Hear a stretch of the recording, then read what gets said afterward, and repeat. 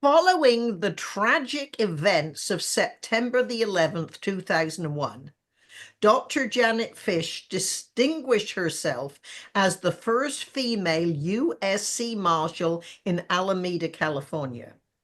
Charged with the critical task of thwarting terrorist activities at sea, she collaborated extensively with various governmental agencies to safeguard vital maritime vessels and routes. Her exceptional performance in the demanding role eventually led her to working with the FBI, where she subsequently served with distinction as a senior counterterrorism analyst dedicated to the pursuit of Osama bin Laden. Dr. Fish's analytical acumen and unwavering dedication to national security played a pivotal role in the global efforts against terrorism. She is the 2007 recipient of the FBI's highest performance award, the Director's Excellence Award, for her work in threat information management. Currently, she continues to serve the United States as a senior threat analysis advisor. In 2012, Dr. Fish embarked on a groundbreaking dual concentration doctoral research program, conducting her 6-year study in Maryland and Massachusetts. Her research rigorously explored the threats posed by global pandemics, meticulously examining both intentional and unintentional delivery methodologies. Dr. Fish's doctoral research has been read and reviewed in over 18 countries. This forward-thinking approach to understanding and mitigating biological global threats showcased her profound expertise and foresight in national security matters. For over 25 years of experience, Dr. Fish has firmly established herself as a preeminent figure in the field, contributing significantly to the nation's safety and security. She is the author whose scholarly works focus on national security, counterterrorism, and pandemic preparedness. Janet is a fellow member of the National Speakers Association in DC, where, lucky for us, we met when I spoke last October. We have asked Janet to tell us about her life, beginning with growing up on a farm. I want my friends to hear all the stories she told me. And if I feel that you're missing out any of my favorite parts, I'll interject, Janet. Otherwise, to discuss from the farm to the FBI and taking down Osama bin Laden, here is Janet Fish. Yay! Thank you. And take us back, Janet. We're so thrilled. As you can see, your question inspired lots of great conversation. So take us back to the farm where you were the first person in your family to ever leave the farm and get an education. So over to you. Absolutely. Thank you so very much. Thank you, Patricia. As all of you have had an opportunity to talk about your opportunities, again, I'm so honored to be amongst such distinguished group. You're truly just tremendous, all of you on your own. You've done so much, and Patricia Fripp has been a great mentor to me, and I hope she will continue to be a mentor to me. I'm always learning, and I love to learn from the best, and I consider you guys the best. So my life didn't start out with any of those things in mind. I grew up in the deep, deep, deep South, and on a large farm, about 200 and something acres, probably 200 head of cattle, 50 or so hogs, and I mean huge hogs, lots of chickens, lots of dogs, lots of cats. Um, Garden that consisted of over 100 acres, divided up into cell plots, and then the family garden, which was even smaller. Brothers, one sister. Nobody ever really left the farm for anything except to go get sugar and cream and a couple of other things that you couldn't actually just produce on the farm. Everything else, we were self-sustainable. Nobody really talked about education. Nobody ever talked about, what do you do outside of the farm? Because the farm was everything that we knew. And so being an inquisitive child, which I always was, one day I decided I need to really think about the fact that there's probably life beyond the farm, of which my family was sort of shocked and surprised, because they were like, what? And I decided to seek an education, and I had no idea how to get an education. None of my fellow brothers and sisters were much for school. Matter of fact, they would come up with every excuse possible to get out of school, and work the farm. They were happy with that. So one day I decided to hop in the truck. It was an old truck, had lots of holes in it. It's one of the old Fords like you see nowadays. They make a lot of decorations out of for the stores. And I hopped in, pair of shorts, torn flannel shirt, barefooted, and decided, I bet you I can find my first college. It happened to be in a town not too far from the farm, about 20 miles. And, most city folks would say, wow, that's a long ways. But for us, that was not too far. So drove down there, basically hopped out, walked down the hallway, had no clue what to do. Went in and saw that they had a door with the word counselor on it. And I never will forget it. She was my first unexpected opportunity. Miss Brown was sitting there, a little old lady with little small glasses like you would have seen on television. Sort of looked up. I'll never will forget. She looked over her glasses at me. She said, well, hello, young lady. I don't think you're one of our students. And I said, no, ma'am. I'm really interested in getting some education. And she said, in what? And I said, I don't even really know. I just know that there's probably something better for me to do than just always stay on the farm and pick vegetables. And, most people talk about being a nurse, or most people talk about being a teacher or something along those lines. Back then, there wasn't a lot of talk, especially way back in the country.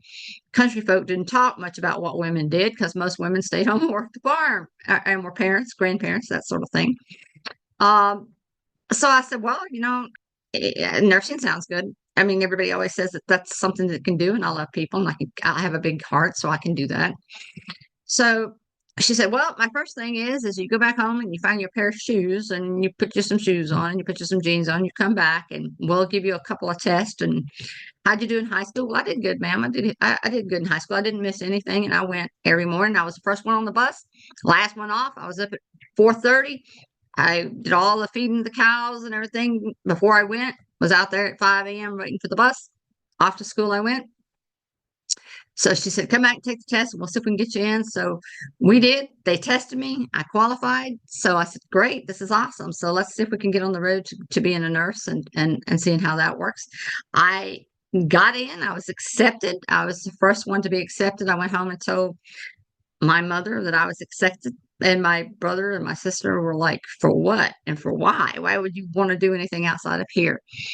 So not a lot of, sort of encouragement, but my mother was always like, if it's really not something you feel like you need to do or want to do, then I encourage you to do it.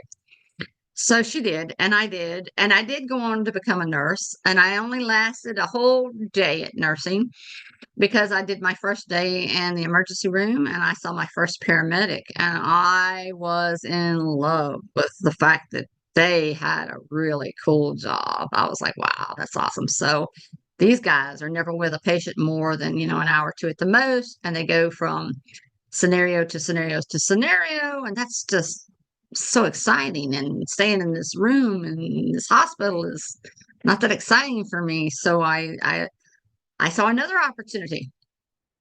And so I went back to the same counselor, and I said, is it possible that I can test to become probably a trauma paramedic? And she was like, well, you just graduated. And I said, yes, ma'am, but I want to keep going. And she said, sure, it's a very long 3-year intense program, but if you want to go for it, go for it. So I did. I took it. I passed everything and was out into the world of EMS very quickly. I hit the field with a nurse paramedic when there was very few women in EMS. The equipment was awful. I mean, there was no what you have today where they have the wheels on the stretchers and, things that wheeled around and all of that. We were in a field in a very poor sort of the county where you literally had to put the phone on the ground, pick the patient up on a striker type of frame and walk them back to the ambulance, even if they were like 10 or 15 miles from wherever the crash happened or where the ambulance could gain access. So it's extremely physically demanding, but I was in love because it was exciting and it was new, and I got to see people in their worst absolute physical conditions in most cases and be of a great comfort to them. And that meant a lot to me as a human being. And so I thought, this is for my forever home. At the time I was thinking that, but as you grow in age and as you were out in the field, and in those days it was much more difficult for you to be able to physically do that on a continuous basis around the clock. We worked 12-hour shifts, sometimes 3 or 4 shifts in a row before you got a break, because there wasn't that many people of us out there, and very few that had the nursing and the paramedic background. So by then I decided, I really need to think of another field, because I think this is going to have a limitation for me, and I need to be thinking of it before I get there, and I get hurt accidentally, or they tell me, hey, you're getting a little on up there to be doing this sort of work out in the field. So I told Patricia, I just sit back in the fire station one day and sort of lean back in a rocking chair, and across the street was the police station. And so I thought, I'll just switch sirens. So that's what I did. I basically thought, well, I'll become a police officer. So I got to looking into how to become a police officer. Well, about that time, California gave me an opportunity. The state of California didn't have something good happen. It had something very bad that happened that rocked the United States as a whole. And even as deep in the woods as we were, we heard about it. The Rodney King incident shook across the newswaves, both by radio and by television. And everyone was talking about how poorly trained police officers were, and that how we needed to create a much better police officer. So my whole thing was, okay, how do you create a better police officer? I mean, they were talking, we need more education in police officers. We need more time, because a lot of police academies are like weeks versus months. Some of them are just a couple of months, if you really want to put it out there. At the time, the United States government came out with a program, and they said, we're going to put out a test program out there for the states. Different states can accept. They don't have to if they don't want to. If they want to participate, they can. And we're going to create a very unique police officer. We're going to put these people through the rigors by combining military drill instructors with police chiefs and doing a lot of the actual education training themselves, along with your traditional PT trainers from both the military and the police academies. So we're going to do a combined program. We're going to make it a year long. It's going to be 12 months. It's going to be totally in-house. It's sort of like you're going to go in, you're going to get locked down, and boom, you're going to follow whatever the directions are around the clock. So I thought, well, now's my chance. The state of Mississippi picked up that program and said, we're looking for volunteers. And so I said, I'll volunteer. I'll go. I'll try. And so for the next couple of weeks, I spent a lot of time trying to prep myself. I was very lanky, very thin, probably 110 pounds. Wasn't by any means muscular. Couldn't really run that fast. So I thought, well, I don't know how my chances are, but I'm going to try. So this is an opportunity, and I'm going to take it and see where it takes me. So I basically did. I went down for the sign up. The next month, they said, here's a bag. Bring these following 10 items. No matter what, bring these following 10 items. And I was like, okay, I can do that. So showed up.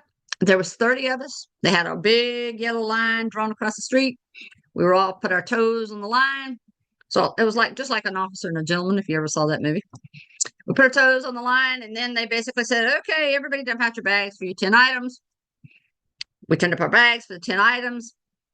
One of the items was shampoo. The guy that was next to me was totally bald. The drill instructor showed up and he said, son, where's your shampoo? And the young man said, sir, I'm bald. And the DI said, what do the instructions say? And it said to bring shampoo. And do you have shampoo? No, sir, I do not. Boom. First guy gone. Didn't even get off the yellow line. We go ahead 12 months down the road with a lot of tears underway from my end, but a lot of really close-knit colleagues that I developed that are now lifelong friends. A lot of them here today work in Washington, D.C. in different agencies. I didn't have necessarily the muscles, but I had something that they needed. I had a lot of good academic background and a lot of the brain power that a lot of them lacked in certain subjects. So we cut a deal. You help me with the PT, and I will help you guys with the academics. And we stuck together as a team, and that's what we did. 30 of us went in, 9 of us came out. I was the only woman to make it, and I was in my late 20s, almost in my early 30s, around in that time. The young girls were, for various reasons, just sort of fell out by the wayside. A lot of the guys fell out by the wayside. I think the oldest one next to me was like 26 years old, and then they were from 21, 22 through 26 years of age, so much, much younger than I was at the time. But we graduated, and the state says, now that you've graduated, you get the choice of any police station in the state to work with. That was the deal. So, because it was such an intense program. So I decided I wanted to become a deputy sheriff in Biloxi, Mississippi. So it was my first time to really actually get off the farm. All of that training was conducted, a lot of you may know, some of you may not, in Camp Shelby. That is where all of our reservists are trained and sent and deployed all over the globe.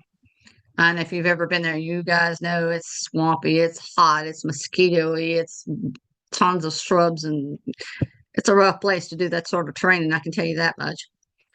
But we graduated, and I became a deputy sheriff down in Biloxi, Mississippi, and was just beginning to really get to know what my job was there. I was there about 6 months when all of a sudden I decided, I think I'd like to go back and get some more education, see what's going to happen with that, because I think I just need more education. So one day after I clocked out, got out of my police car, went down to Loyola University in New Orleans. If any of y'all are familiar with Loyola, it's one of my favorite schools. I thought, man, I am so excited to come to this school. Can't wait to see if they'll accept me. So I go down there and again, found me a counselor. Counselor says, well, darling, you can get in, you got good grades, but if you're going to work full time, which I had to, I mean, a police officer salary, I think was about $26,000 a year. Loyola was a $40,000 tuition school. I don't think you're going to be able to pay for it off of that salary. Now your grades will only take you so far. You're probably going to have to think about how you really want to handle the loan part of this of your education. And so, well, man, that was a gut punch. I mean, it was a gut punch for me because I was like, wow, that is so much money. Because the first college I went to was a junior college. It was very affordable. So I thought, man, she's going to dash my hopes and dreams. So I thanked her, and I walked out the door and was walking down the hall, and I basically thought, I'll never get to go to school here or even get my next level degree, not on the salary of a police officer. But as I was walking down the hall, and it was a long, dark hall, and you could see the light at the end and a big old oak tree out there with the big swaying limbs in the breeze. You could see a man in a crisp uniform sitting there. And I thought, now he looks interesting. Why is he sitting at the end of this hall? So I go down there, and he stands up very quickly, and he says, hello, young lady. He says, are you interested in going to school here? And I said, absolutely, sir. I've been dreaming of trying to get in here, but this place is really expensive, and I can't afford this place. And I don't even know if I'm going to be afford anything on my police officer salary. He said, oh, you're a police officer. And I said, yes, sir. I just finished one of the top academies of the country. And he said, that's awesome. He said, I tell you what. He said, you can come to work for us on a part-time basis. Just do a couple of weeks. And he said, we'll pick up your education. and we'll pay for it. He said, I guarantee you, I promise you that. We'll pay for it. And all you got to do is just give us a little bit of your time. And I said, well, exactly what do you do, sir? And he said, I am a United States recruiter for the military. And he said, I'm a sort of a generalist right now. He said, there's not a lot of us down here in this neck of the woods. So you can pick any one of these services that you'd like to try for, because all of them will take a police officer, and especially a female police officer at the time. So I thought, wow, well, that's not bad. I can go here. I can sign up. I can do reserve duty. I can keep my physical fitness shape really good. I can serve my nation. They're going to pay for my school. I can still do my job. That is awesome. I mean, there couldn't nothing go wrong with that, right? Right? That's what I thought, right? Nothing can go wrong with that. So I said, absolutely. I would love to sign up for one of the military services. So I said, I'm going to aim for the Coast Guard. I said, they do domestic stuff. We have a big group of them right here in Biloxi. So, my thought was, come back home, serve in the Coast Guard right here in Biloxi. That's awesome. Do my reserve time. No problem. And he said, well, can you show up down at the office tomorrow and we're going to swear you in? He said, we have a little paperwork for you to do. He said, your high school had already given you the ASVAB, so that's not going to be necessary. We already got that on you. We know where your skill sets are, but we're really going to focus you as a police officer anyway, so that doesn't really matter. And we're going to swear you in.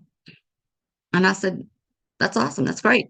I went home to a small apartment, not even thinking of telling my mother or my brothers or anybody else that I was about to join the United States military. It never even dawned on me that things would move at such a rapid pace that I wouldn't even get that opportunity until my entire life had changed. So I go in the next morning and showed up, and he says, I've got all the paperwork ready, darling. All you need is to sign here. We signed. He stamped. You know how they do. And then, of course, over to my right was the United States flag. And he said, you ready? And I said, yes, sir, I'm ready. And he said, now when you do this, you're dedicating yourself to this nation and to a life of national security and to a life of helping to secure the nation against all threats. And I said, yes, sir, I understand that. And he said, all right, if you're ready, I'm ready. And I said, I'm ready. I didn't know that one opportunity right there was going to stick with me for the next 50 years. So I turned and I raised my right hand and I swore my dedication to protecting this nation.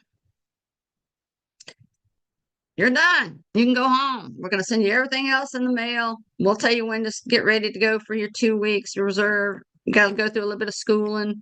We'll send it all to you. If you have any questions, here's my 800 number. Call me. You're now a member of the United States Coast Guard Reserve. As a police officer, except for now on from us, you're going to be known as a C police. And I was like, okay, sounds good. I will probably need to break this to my family. Well, I left and I went and was going to go and sit and call my family, except for the sheriff called me and asked me, could I come and pull an extra shift? And I said, sure. So I went and pulled an extra shift, went to bed, and got up the next morning with all the intent of telling the world, what I had done and hoping that they weren't going to be real angry at me. And when I woke up the next morning and turned on the television, the world had changed because I watched as the first plane hit the first tower at 8:05 a.m.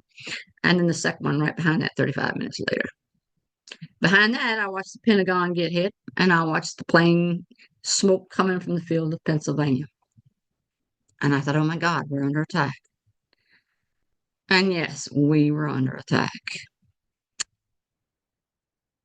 Within hours, I had been given a phone call from the recruiting station advising me I was no longer a reservist, that the president had given the order that all police of all services and all branches were being scooped up all over the place to protect assets all over the country, that all of a sudden the government had realized, oh my goodness, we are highly exposed to different threats. Immediately, I decided I got to call my mother, right? So I pick up the phone and call my mother and tell my mother very quickly, I joined the military.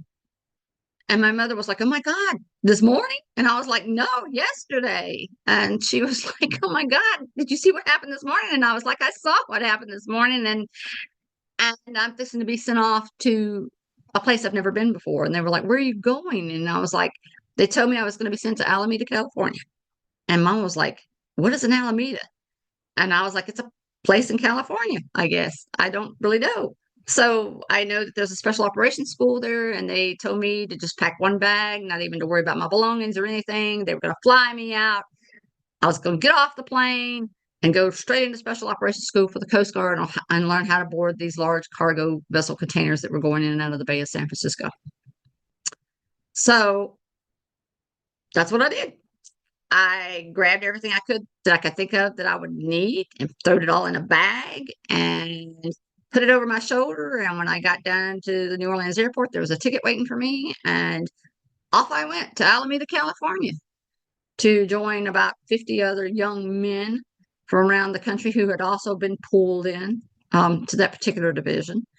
There was only 2 of us that were female. There was myself, and there was one young lady from the United States Marine Corps. They couldn't find a lot of women that could actually climb the Jacob's ladder on a vessel with the vessel moving.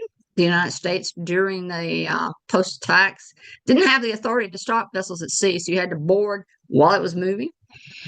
And we also boarded a lot of times in complete surprise, whether it was midnight or 2 a.m. That seemed to be their favorite times to send us out. This would have been in the early parts of the winter when, for those of you who are from California, I'm sure you know all about the potato patch that they call it out there, and the waterways and the roughness when you board. If the ship is waiting to come into port, that's usually where it sits.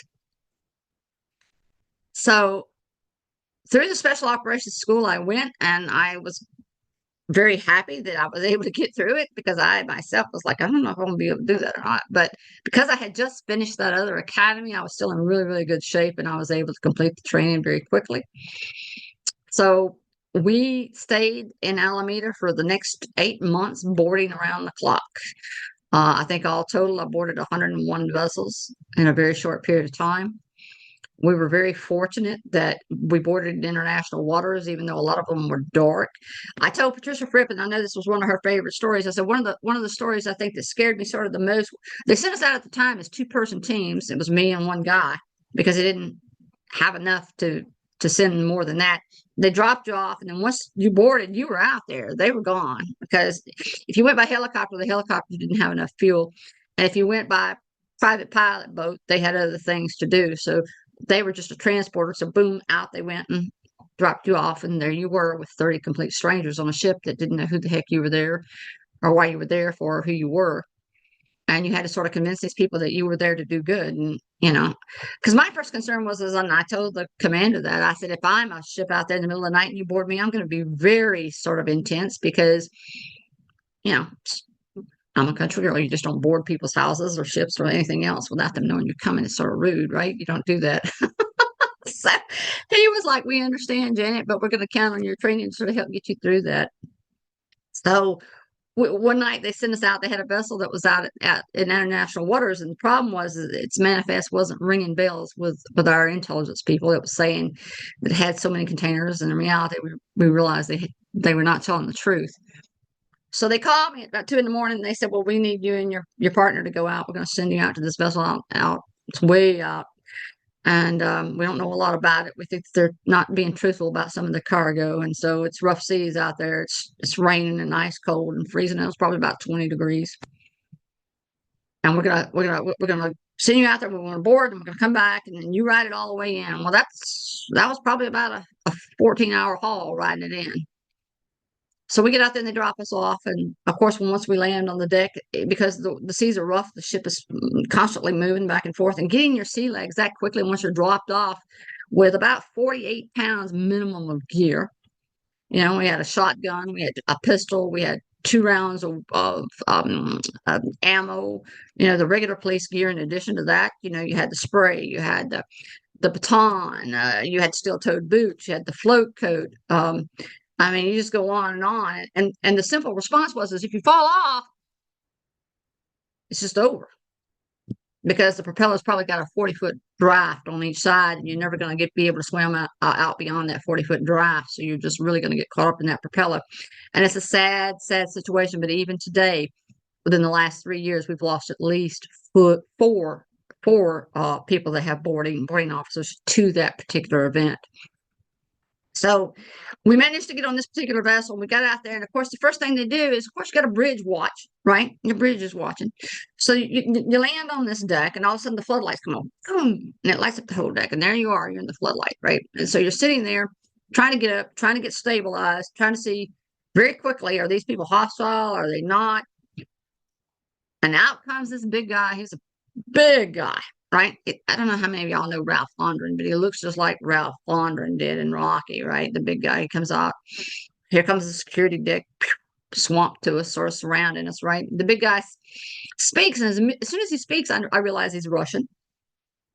And I'm thinking, great, we have a Russian captain here who's probably really going to be pissed. So when I stood up, of course, I was trying to get my bearings still, and he says, "What the hell are you doing on my vessel in the middle of the night?" And all I could say was, "Coast Guard," right? Because it says it in big orange letters, Coast Guard. And you gotta love it. The guy's got a humor. He says, "I can read." So I was like, okay, well, that's good. He has a sense of humor, so we're not threatened right off the bat. So I felt pretty good about that. But then once I told him what we were there to do, he basically says, "What if I say no?" That was interesting to me because I was like, My partner, who was not quite the patient person that I tend to be or try to be, you could tell was getting tense because you could hear the crackling of his leather on his gun belt, right? Tweaking as he was tensing up. Big old muscular guy. And I said, "Well, Captain, we can do two things here, sir. We're out in the middle of the water. It's my understanding that you've got about several $1 million worth of cargo on this ship that you're trying to get into the port of San Francisco here. I suspect that there's a company somewhere back in Russia that wants this cargo, or somewhere else that needs it desperately delivered to get their pay for it. You've come a long ways. Rough seas. I suspect you need supplies. So you can tell me no, and I can tell you what I'm going to do. I'm going to take this radio that I got, call back in, tell the port to deny this vessel entry. I'm also going to call Customs and Border Patrol, and I'll advise them that because, you didn't comply, okay, to lock down every other port that you go to before your fuel runs out. Third thing I'm going to do is I'm going to notify your name, take a picture of your license, and probably the United States is probably going to request that your license gets canceled or captured. That's what we used to call it. We call it the capture and cancel process. Then you may lose your job. Other option is we can do this very quickly. I've got a manifest here that they're questioning. My partner and I can go in, we can take a look, we can scan, we can do a quick count. We're gonna ride with you anyway for about 13, 14 hours. And we can say everything's good and you can deliver your goods and be on your way, sir. And that's the choices that we got. And I'm gonna leave it totally up to you. So he agreed and we went on. But that was sort of what we did. Many a morning, I went under that Golden Gate Bridge and watched the sun both coming and going up and down in the sky. And I used to say there's not a prettier sight in the world than to see that Golden Gate Bridge lit up in the sunlight. It's beautiful. And to know that we were there to help protect it meant a lot to us. And we loved our jobs. But eventually that job came to an end for me because I was asked to go to Washington, D.C. And when I came to Washington, D.C., they basically wanted to know, they being Congress, what we were doing wrong and right in these programs that were protecting the maritime industry, especially out in California, because San Francisco is a major port. And it gave me a grand opportunity to sit before Congress and some other folks and say, here's what you did right and here's what you did wrong. Okay? 2 people against 30 and leaving them, that's wrong. Because, even if they're a good shot, they're still outnumbered and overcrowded and could be just thrown off, and it'd be hours before y'all even found it or even knew about it, probably. So we went through the list. And then somebody says, well, you know what? We would like you to stay up here. There were some Coast Guard officers that were there in that meeting as well. And we would like you to stay up here and continue working out of Washington, D.C. if you would like to. We'd like to cut you some orders for up here. And I said, yes, sir, that's fine. We can cut orders for me to stay here. So the rest of my Coast Guard time, I spent at headquarters on what they used to call Buzzards Point here. doing a lot of work with people who made decisions on protection. And we helped write up the plans and policies and procedures for what they call now the dogs. These are the deployment operational groups that we even have today that operates in wartime threats across the country at different ports. So I was a part of that. And then it came time for my time to be up totally for the Coast Guard and me to say goodbye. And the reason I knew that was because a gentleman tapped on my shoulder one day and he said, "Janet," and I said, "Yes, sir." And he said, "Your time is up." And he said, "I think we promised you an education, didn't we?" And I said, "Oh, that's right. I joined you guys to get an education." Boy, did I get an education. It wasn't the one I was expecting, but I got an education. But he said, "No, I'm talking about one in school." And I was like, "Oh, that is so right. Yes, sir, you did." So he said, "Here's your paperwork. You pick your program and you go forward." Okay. So Oh, I'm just going to interject. This is absolutely fascinating. We're hanging on your every word. You're the only reservist who was never in the reserve. Your life changed the day after you said yes. All right. And I was most impressed that they came back and said, "We promised you an education." But what we need you to do is now take us to the FBI and tracking Osama bin Laden. yes. So Okay. so I did. So I went. So I had put Yeah. in like 2, 3 years earlier for the FBI, and did never heard a word. And then basically, I came home to my apartment one day, and there was a welcome to the FBI package. And I mean, it was a big package. Any of you who work for the FBI know that that's a big package. So it took about a year and a half to get on board with the FBI. I went to work with the FBI. They brought me on to help build some watch floors that they helped to do. Watch floors where they look for different threats to the nation. And of course, at the time, there was 2 things that was really, really hot on the FBI's list. One was Osama bin Laden, and one was, of course, some internal threats that they had had. So I was assigned to be the senior counterterrorism at one of the watch floors to help bring in and watch for Osama bin Laden through the analysis work piece, which is basically the agents would do all the field work, the work would come back in, and then we had to go through and sort of eliminate things, right? Is he over here? Is he over there? Yes, no. And then as the agents would prove or disprove things, we'd sort of check it off of the list. And that's how we sort of narrowed down the scope for Osama bin Laden. We also looked and made sure that we had watch lists for people flying internationally, so that if they were flying like from somewhere into the United States and if they hit certain triggers, then we would send agents out and say, "Hey, go check this person out. It looks like they could be a member of Al-Qaeda. Or it looks like they could be a member of another threat gang that they would have." And so I was a counterterrorism specialist, me, for that organization, probably for about 3.5 years. And we narrowed down the list. I think originally the list was like 5,000 possible suspects. Bin Laden was only one of the suspects. He was not, they just didn't target him right off the bat and know that was him, right? They had like 5,000 total. Eventually, we narrowed that through that process elimination down to about, I think there was 150 when I left. And then they basically began to work, the agents worked their way down on that in conjunction with, of course, the DIA, the CIA, geospatial. Everybody worked together to sort of get that narrowed down to locate him.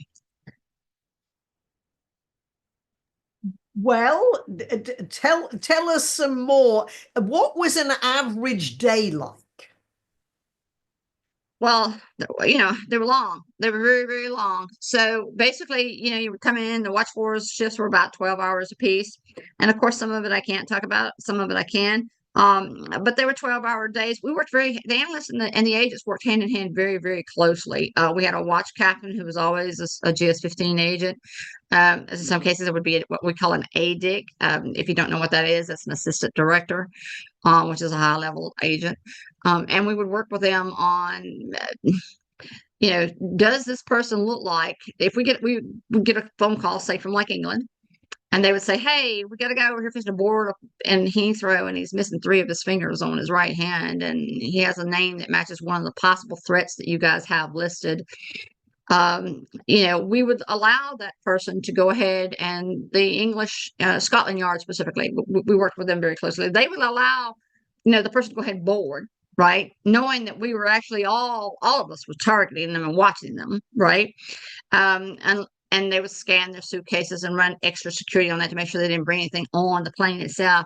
And then once they would get on the plane and come into the United States and land wherever they were going to land, we would notify that local field agent office, and then that they would assign someone to go out and sort of what we would do call warm and friendly FBI greeting to the United States. It was sort of, hi, FBI, welcome to the United States.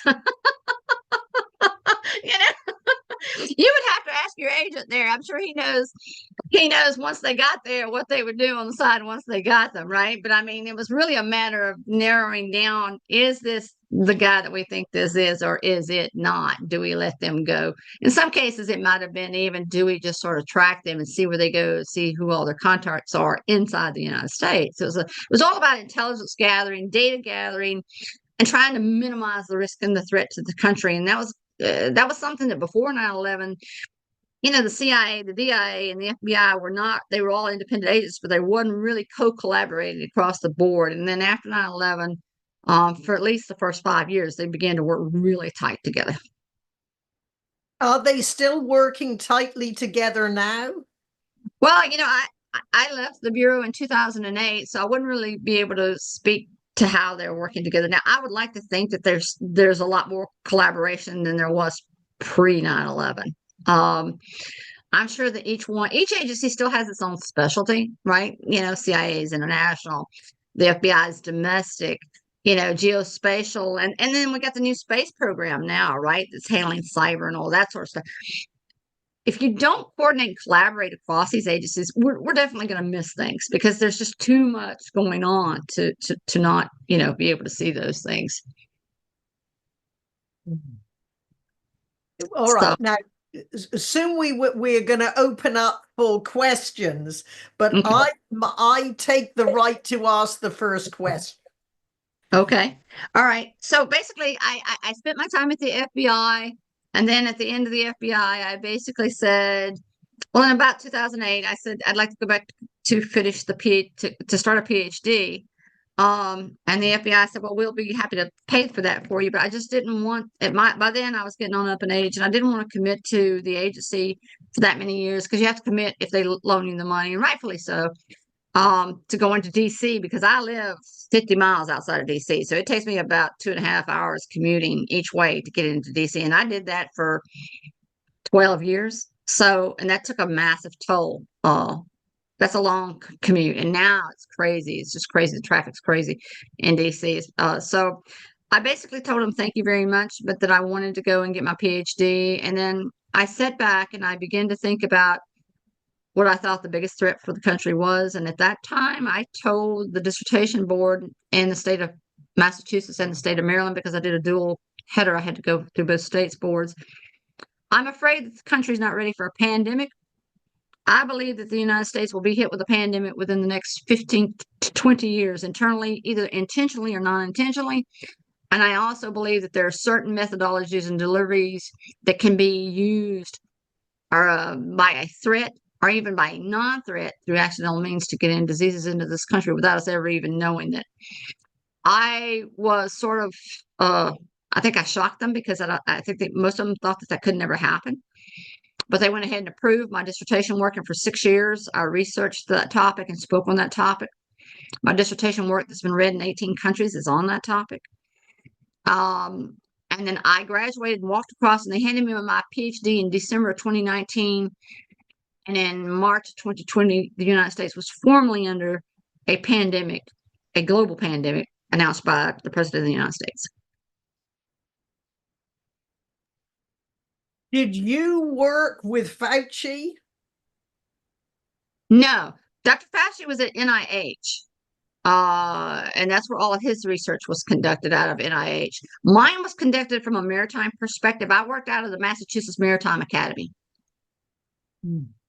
Do you believe that your research and the work you've done, which was, talk about the timing of your life? I mean, it seems like you say yes to something and then immediately you're in the action.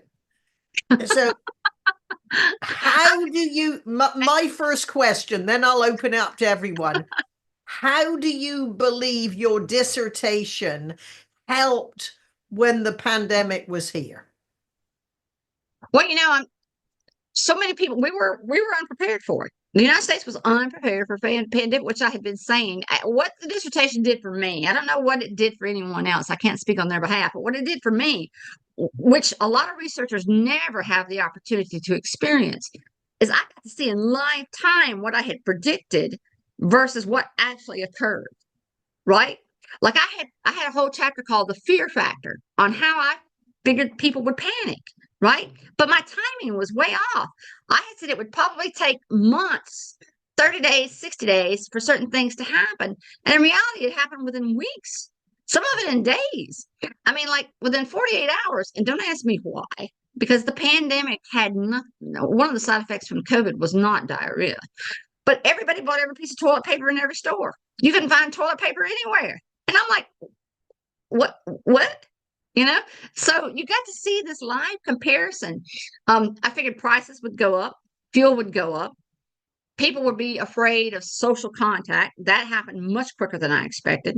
Don't touch me, even if you're fully masked and vaccinated and everything else. Don't touch me. Don't be in the room with me. So I got to time all of that out in real life. And like I said, it all happened much, much quicker than my dissertation had laid it out. And some things happened that, I didn't expect at all. I never in my life would have dreamed that people would have said, no, don't vaccinate me. Don't want that. Never would have dreamed that people would have turned on medical professionals and their opinions. And I always appreciate the fact that America, as a matter of fact, I fought my whole life so that everybody here could have a choice and decide what they do and don't want to do. But not to be able to even want to hear an opinion is not very much in my plans of my dissertation either. So I saw a lot of things. I captured the notations on those things that I saw that I would have never dreamed happened. And most researchers really don't get to see that. Most of them will make a hypothesis, and then I don't know if it ever happens or not. So that was part of it. It was really interesting for me. Right. Wonderful. We will now take your questions. So who would like to ask the first question? Janelle Barlow just had to, she's always the first person. She just raced out to an appointment. So, and Pam, hello, glad you could join us. All right. First, Simma Lieberman, your first question. Hi, thank you so much, by the way. I've got so much and I couldn't stop listening. My question is, what do you think about what's your opinion of what's going on today with firing the people, putting in new people in the FBI?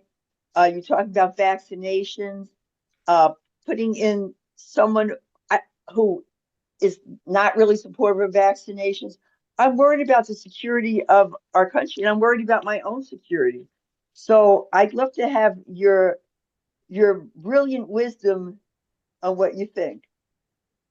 So I think the United States is under for a lot of challenges. I think we're under more challenges today than we have been in a long time. Not to say that there isn't consistent challenges for this country, because if you go all the way back to George Washington, you will see challenges of all kinds. The 1918 plague, political decisions that were made where we rounded up people way back in the old days for different really bizarre things, right? Things that you see today, you think, well, we've never done this before. Well, in some cases, maybe we have. A lot of people don't love history and understand history. My whole second floor of my home is a library of history. I have nothing but history books. And I can tell you now, the country has been through tremendous things, and its people is what will differentiate it. While we have leadership and we have elected officials, it is the American people that will lead this nation. Okay? It is the American people's values and what they consider to be sacred to them, and how they feel about democracy, and what they believe to stand up and say that they believe in will make the difference. It's only when we're silent that America does not have a voice. But the American people, and I still will always believe in the American people, are so fervent on democracy and truth and honesty and values and protecting this country that when they stand up, they will be heard. It's often harder these days because there's more attempts to mute people. But at the same time, we've never been a muted country. Thank you so much. I was one of those people who was investigated by the FBI in the 1960s for all kinds of crazy things. And then I saw so many changes in the FBI and just changed that, the FBI, I thought, yeah, they're doing such great work.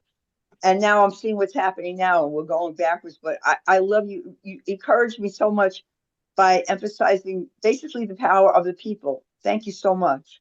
You're welcome. All right, and now the next question is for our resident FBI agent, Bill Buchanan. Over to you. Madam President, I don't know where Marty 𝐸𝐺𝐸 is. He's riding shotgun usually on these questions. But Dr. Fish, that was obviously a very, very interesting presentation. As you can imagine, from my position here, I left the Bureau in 1996. So, a lot of this evolved beyond my tour, active duty tour. And, and so, we didn't have the analyst infrastructure that developed after 9/11, of course. But I'm just kind of curious about I think I mentioned to you that my dad set up a meeting in the city, at Stanford University with a CIA officer. And at that time I was thinking about, joining the CIA. But I'm curious to know, since I was not on active duty, when they ever to bring aboard these analysts, to try to figure out who this guy Osama bin Laden was and all that. So I may have missed it, but what were the qualifications for coming on board the agents, not the agents, the Bureau? At that time you were recruited. Did you have to know a language? Did you have to have a background in intelligence analysis? And did you come in through the San Francisco office by any chance? I just kind of curious to know about that. No, sir. They gave me a choice of multiple offices to choose from, and I actually chose coming in through Washington Field office. Is where I came in through. I could have gone through Baltimore as well, but I chose Washington Field office. So the original job that I took with the Bureau, I don't know how, so I'm sort of dancing what I'm saying here, because my original first job that I did with them was basically I was undercover citizen sort of thing. I have to be careful here because there's a lot I can't say about that because it's classified. So I can't say anything about that particular position that I actually worked for the first 12 months. And then while I was doing that particular job with them, they saw that I had quite a bit of analytical capability. And then they moved me from that job they were starting to build the watch floor out to go, because they had a small one already developed for Robert Hanssen. I'm sure you know all about Robert Hanssen, right? Yeah, because he was the insider threat at the time. So they had a small one sort of built out for Robert Hanssen, and they were sort of going after him. And they said, would you sort of sit on that team for a little bit? And I said, sure. And so I sat on that team for a little bit until Mr. Hanssen was apprehended, of course, by the agents. And then they said, oh, we're going to build this other watch floor out that's really focusing on bin Laden. And they were pretty sure it was bin Laden. But again, as an analyst, you can't go in with that mindset. My brain had to be open to the list. My agents told me, here's a list of people we think could be doing this, right? And even though you hear all this talk on television about, well, we think it's this group, or we think it's that group, or we think it's this guy, you have to go into it with an open mind to be able to listen to your agents and say, okay, here's what they're telling me they're seeing, here's their culture, here's sort of their philosophy. And then I call it a fact-finding mission. I start digging, right? Was bin Laden anywhere near there? Does anybody know? Do we have any agents around the world that have talked to CIA agents that have proof of that, right? That I can back that up.